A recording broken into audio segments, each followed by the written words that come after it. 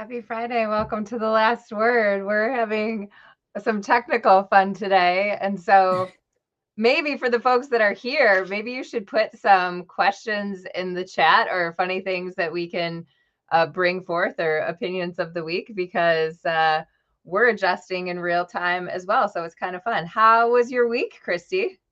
My week was actually really, really good. A little bit of time on the road. And in fact, you and I got to hug in person. It was amazing. Very Now we're not quickly, I close. flew in and out on my broomstick very quickly to the great state of Texas this week. And so that was good. Did you have any new learnings? I did have, it's so funny. Every time you get a chance to interact with humans in person, there's this opportunity to learn and grow and develop and just hear what's on their minds and to hear what people are talking about. So I think first and foremost, I'm gonna play KP right now. Okay, I like that. Because everybody was so optimistic. They're like, pipelines are up and margins are more stable. And, like this is the trend in the industry that people are like, wow, we're seeing things fill up. We're seeing things move forward. That it brings its own sense of optimism and it's a virtuous cycle. And people are like, okay, and now I feel great. I want to get out and make some more sales calls and do some more things. And it's creating that additional continuous volume. Yeah, I think it's my question to you is, do you think it's optimistic? So I think that we're going through this cycle. What does Kevin call them?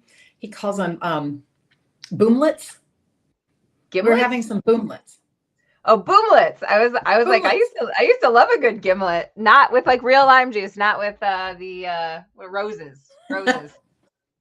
Well, with mortgage lending folks, there's generally always a bar of some sort hanging around. And so, I think that the optimism is well placed because we've been through a cycle of craziness. And I think that if you have stuck it out this far, you're probably going to make it over the hump. It's kind of what I used to tell my husband. I've been married 31 years. And like when we got to year 10, I was like, okay, I feel like we've made it over the hump. Like this is going to work out. And then like year 25, I'm like, all right, I'm really sure now. Right? 25 years in, we're going to make it. I think we're good. Being married to somebody for 25 years and hating it? No, I can't. But I know that I'm sure there are people who do that. But I think that's like, if you're in this industry and you've made it through the last 5 years and you are still here, I hold out some optimism for you that you're going to make it and that the business is going to continue to be good to you. I still think it's going to be a challenging business. I think that the winter season is going to be a winter. And you're going to see winter is here. Have you watched that show? I haven't watched it, but people talk about it all the time. Winter is here. So I do agree with you that that's coming.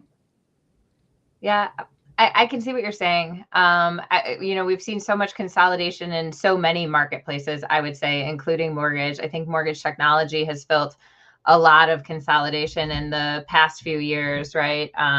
Vendors are still vulturing out there for, all of the work that they can get. And I think that that's like a healthy optimism though, or a realistic optimism. We should color your optimism because it's not like unabashed optimism. It's just kind of like, hey, look at you made it through the hard times and there's got to be better times ahead for the mortgage industry. But what about this government shutdown? What are you seeing in terms of its impact? Did you like how Brian viewed that? That was my pivot. You're like, whoa, let's go. I'm so measured and presidential.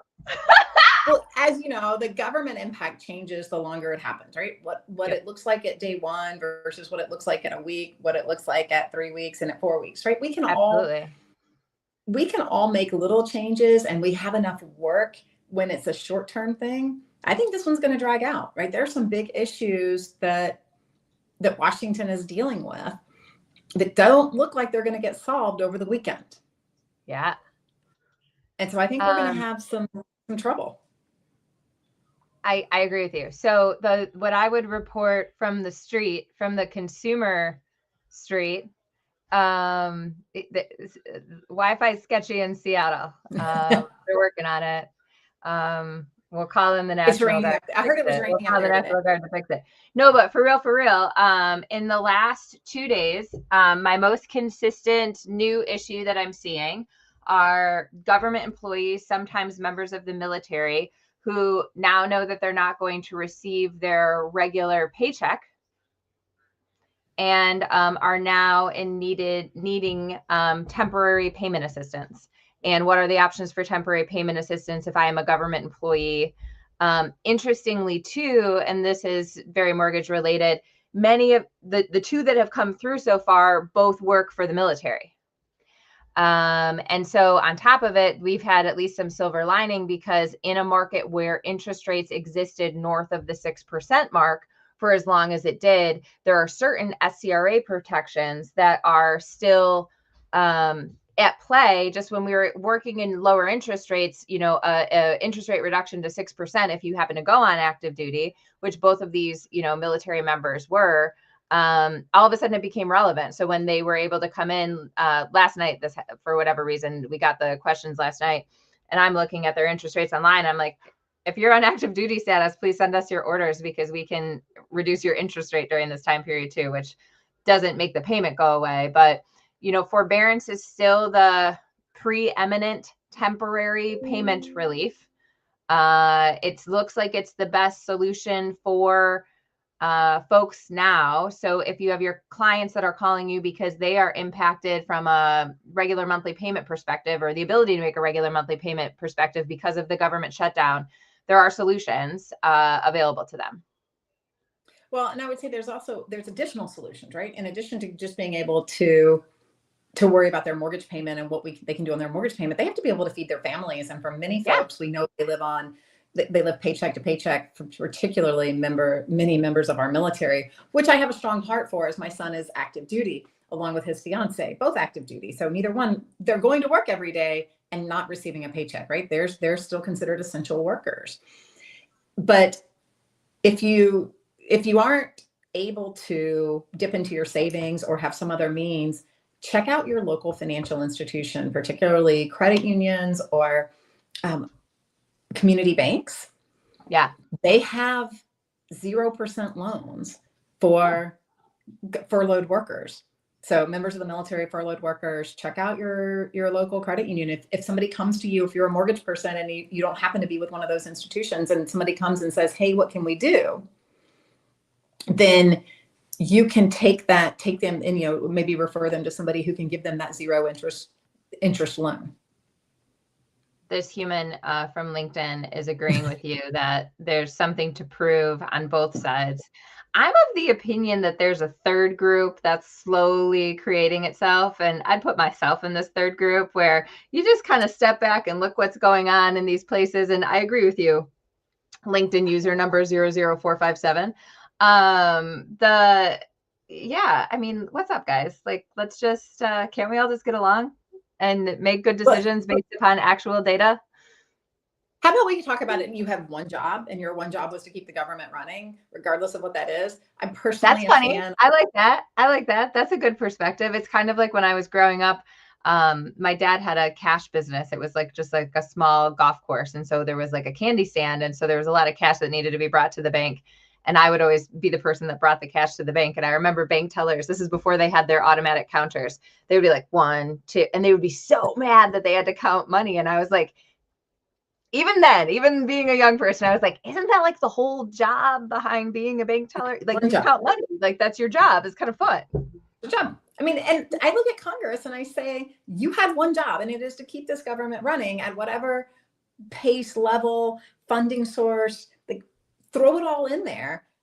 It is whatever, however you get there, you should get there. And I don't care if you have to like stay up all night and do it 3 days in a row, you have to do it. Like, it's literally your one job, and we're failing the American people, and it's causing, and as we noted earlier in the call, it's causing harm to our industry. And it's also causing harm to individuals who aren't getting paid, who deserve the respect and the trust and the, however you want to phrase that, they deserve it. Yeah, no, I agree with you. So, and by the way, many of them are not just at home, eating bonbons and, cleaning out their closets. They are actually still going to work and not getting paid. I didn't know. I guess I was ignorant to that. I've assumed that Congress had to keep going to work so that they could work things out, but I didn't know if do you have to go to work when you anyway. I think it depends on your job. So I don't purport to be the expert here, but Yeah. I do know that many members of the military for sure still have to show up every day. Oh yeah. Oh no. Everyone that I've been dealing with has, and if you think about it, it just kind of validates a lot of the statistics in the consumer market. The government shut down last Thursday, right? A week ago Thursday. Yes. Is that what it was? Or about then? Maybe it was Wednesday. Correct. Maybe it was Friday. Somebody can fact check us, but it's roughly then. If my inbox is a barometer for what's happening with consumers in the mortgage market who have homes and loans, which it is, right? And so we're a week in, and people are reaching out for assistance, so they know that they're not going to be able to make the bridge to the next date. No way, David Pearson. The elected officials still get paid, but the other people don't get paid. No, that is a true statement. So look at all this civics that I'm learning today. I love this. So it's not my area. Actually, wow. I will speak up for one of our representatives, not my particular representative, but I did see it on Facebook, which must make it true, but it did come from his official account. Yeah. Has said he's not taking a paycheck because he doesn't think it's right as a congressperson to take a paycheck when other workers are not getting paid. And he said, we should feel the same level of pain. And so I don't know if that's actually physically, realistically possible. Like, I don't know the mechanics of, can you like not accept your paycheck if they do it? You have to put it in an escrow account with me. They all call me and we put it in an escrow. We held it for him until the day. That is so wild. I didn't know that. Does anybody else have fun facts about what happens during government shutdowns? I can tell you that from a servicing perspective, a lot of the approvals that we need to do the things that we do out on the street, especially with the Ginnie Mae umbrella, everything's on hold.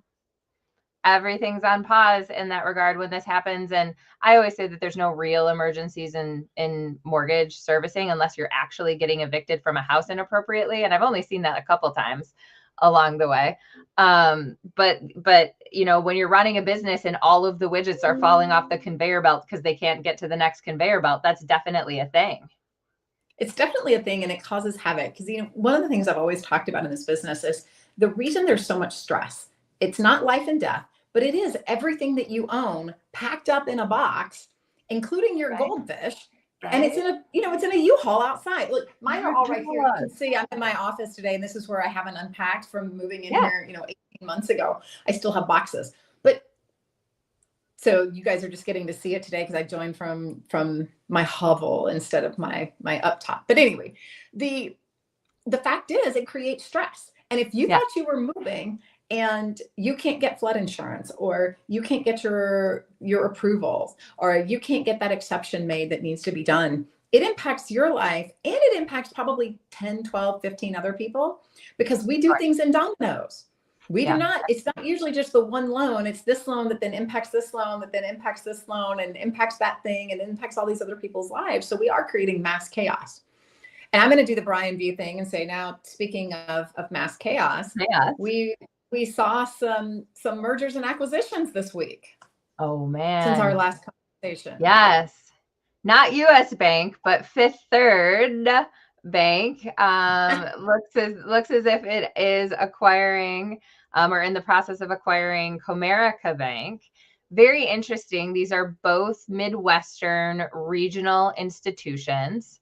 The other recent acquisition that seemed to go on forever in the Midwest was the NYCB acquisition of Flagstar, and there was a lot of noise around that. What do we think about Fifth Third and Comerica coming together? Like, if you what do we think that, what is the Power Rangers story about Fifth Third and Comerica getting together? Their powers combined creates. Well, let's just talk about it in general. And there's some great people at both of those institutions that I happen. Like, I think they have some opportunity. One of the things that you and I talk about when, even when we're off camera, is technology is changing the way that the industry operates. You did a great presentation this week. Thanks for letting me like sit in on it. But you did a great presentation this week, just talking about what's happening with technology and kind of the legacy things and where people are getting frustrated and kind of what the new looks like. But technology costs money. Yes. It's not an inexpensive investment. Mm-hmm. And I think that you're seeing companies look at how they can come together to maximize that investment that they're having to make and serve a larger group of individuals so that they can choose to make those investments and be able to compete against the Zillows and the, you know, new fintech folks that are in this, in our space. You have to continue to do that. So I think that's one of the superpowers that comes out of this is they have now combined resources that they can invest and they can better serve people. And I think that's what you're seeing with a lot of these mergers. I was just going to say to you, but it's all about the money at the end of the day. So the headline is ninth largest financial institution in the country. And maybe what we're highlighting is the lack of sustainability to hang out in the middle through these cycles, right? You know, is it going to be a bank? Is it going to be a tech bank? Is it going to be a bank that offers mortgage? You know, it'll be interesting to see, one, what they name it. I'm always interested in that. But two, kind of like the, well, we can talk about the next acquisition next. The marriage of the last acquisition next. But, you know, what are they going to name it? Because I'm Courtney. What are they going to wear? And then also, you know, what is going to be their shtick after that? Is it just to have a more regional presence? You know, and where do they go with that? Oh, here we go. I think Comerica has a larger commercial presence than Fifth Third and openly. Oh, this opens Fifth Third to Texas. That's great from a regional. That's very true. So Comerica used to be headquartered in the state of Michigan. We know a few things about Michigan and the Michigan Mortgage Bankers Conference in Frankenmuth. We've talked about it extensively. Also, they are headquartered, and that moved a couple years ago. Christy, that was like 2 or 3 years ago, that Comerica's headquarters moved from Michigan to Texas. So I think that that's a really, really great point in terms of coverage of their inevitable diverse banking and lending opportunities. Yeah, it's, you know, the fact is, one of the things that we've seen, and I'm going to bring this back to technology because just a little bit, because one of the things that we've seen is if you're larger, you can do well, right? You get the economies of scale. If you're smaller, you know, in the mortgage space, why are folks like UWM and Rocket providing technology to brokers? Because they can't invest in it, right? As a single, you know, I was a broker when I started in this business, and as a single kind of person entity or much smaller type entity, you can't go invest $5 million in technology and build your own. There has to be a way to leverage. And look, kudos to UWM and Rocket and others that are in that wholesale space that have built out really cool tech and provide it to brokers so that they can continue to be a sustainable and viable channel, right? We're better when we have more viable channels and better ways to serve people and meet them in the way that they wish to be served. But you have to solve for the technology issue. You have to solve the product issue. Go ahead. No, keep going. No, I was going to say you have to solve for the product issue. And I think that's what Kurt brings up here, right? Commercial versus consumer. Right. And what products are you delivering and how have you allocated your balance sheet and what are you doing there? Well, and we haven't seen a lot of players, and I get why, but I would just throw this out there, that are like, no, we're really good at this. Everybody wants to be really good at everything. Everybody wants to have, this is a stolen quote from Paul at CMG, the Cheesecake Factory of opportunity, right, from a financial perspective. And I think that a lot of these tech ecosystems are ultimately focused on how can I make an offer? How can I make an offer? How can I make an offer? How can I make an offer in terms of extending the business, right, that they have with these individual consumers? I think that you make an interesting point. And when you do think about, I would say that Quick and Rocket more so than UWM, they say they're a tech company. They hired a tech bro to run the whole thing and right, doing a great job. And I think that in mortgage, I think we have what is the god of January, Janus, where you have a door looking in the past and then a head looking into the future. I think in mortgage a lot, like we say we want competitive, this, that, and the other, but then we all use the same stuff. You know, our competitiveness, our differentiator is our service. It's the way we configure investment in our technology. consumer-facing and data technology environment. And I think the players that we consistently see on the top of the market are those that are smart enough to combine their forces to get to whatever end that they're going to. But how much you spend or how you present your back office to the consumer, I think is the core differentiator. And if you haven't done that, or you're looking to have that provided to you, it's just the same thing that the other guy has. So it is, I mean, it's a real interesting question around the cost of supporting a brand, right? Particularly, that brings us to the that brings us to the lawsuit that was filed this week. Where, oh, look at that. Look at you. Why don't you take us here? You didn't even know you were doing it. But it brings us to the lawsuit that was filed this week that really says, hey, every lender is the same. They're sharing this information because of their use of one piece of technology.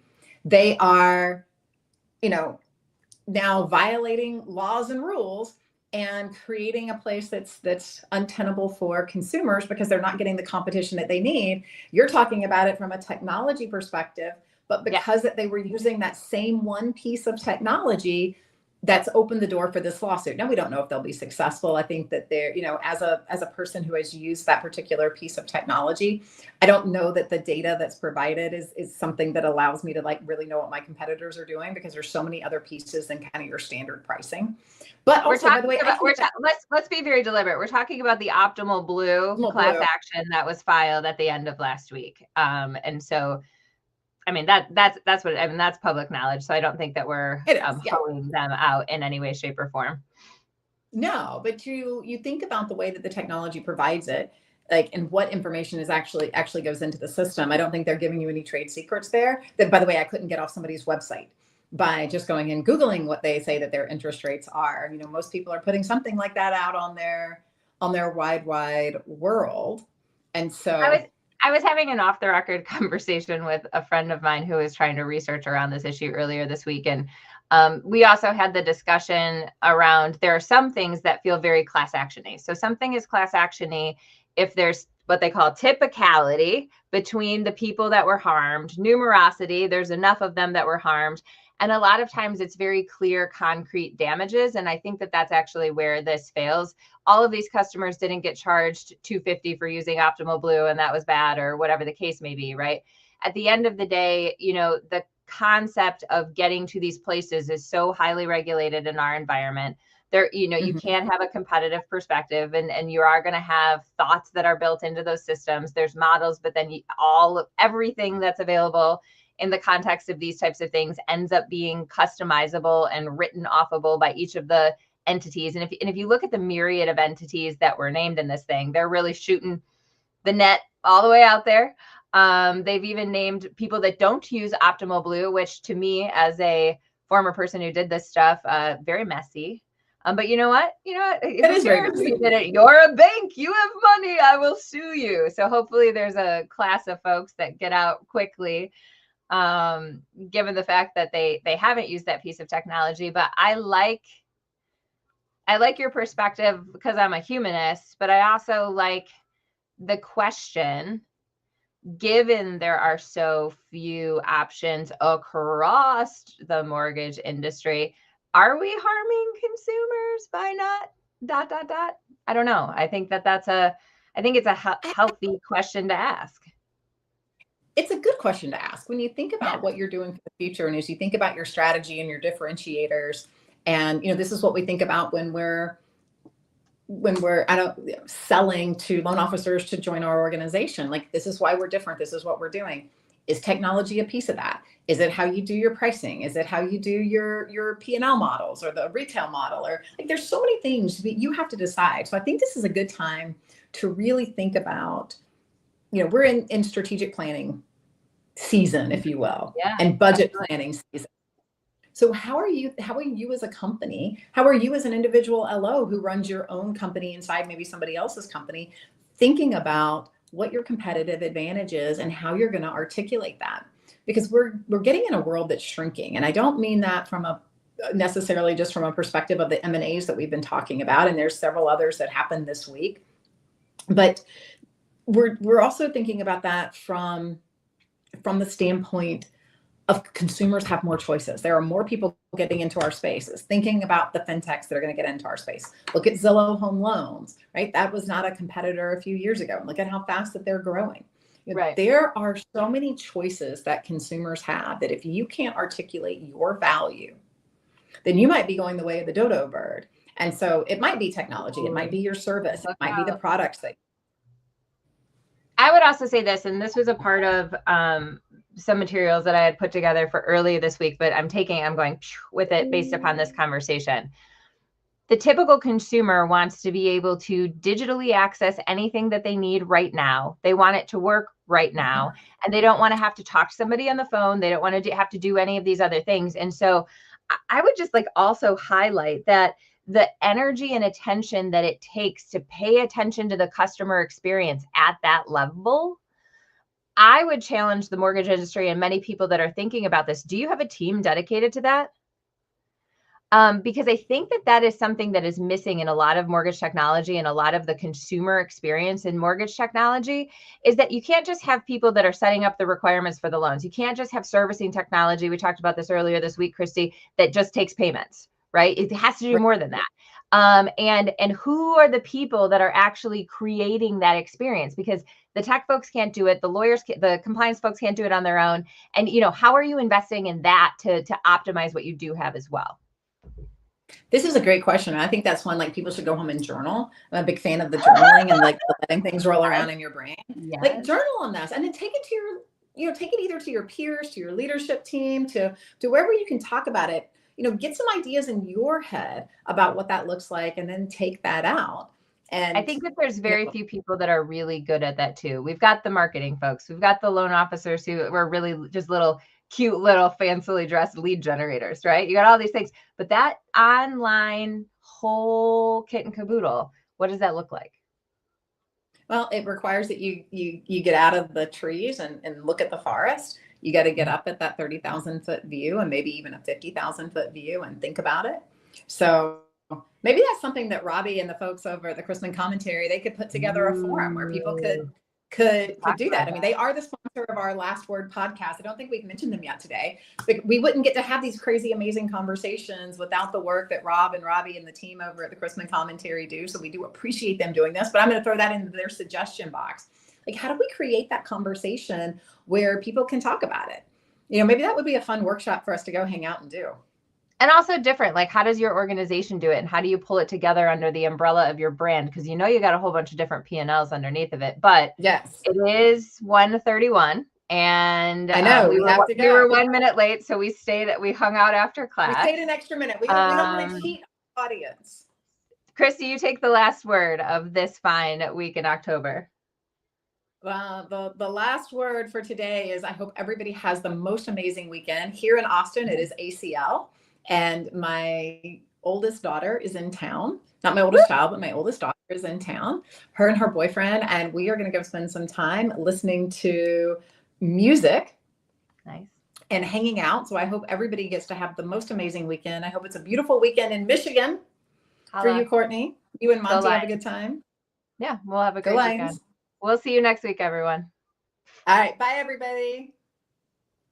And who knows how long we're going to get to hang out with you before the stream ends. So put your questions in the chat.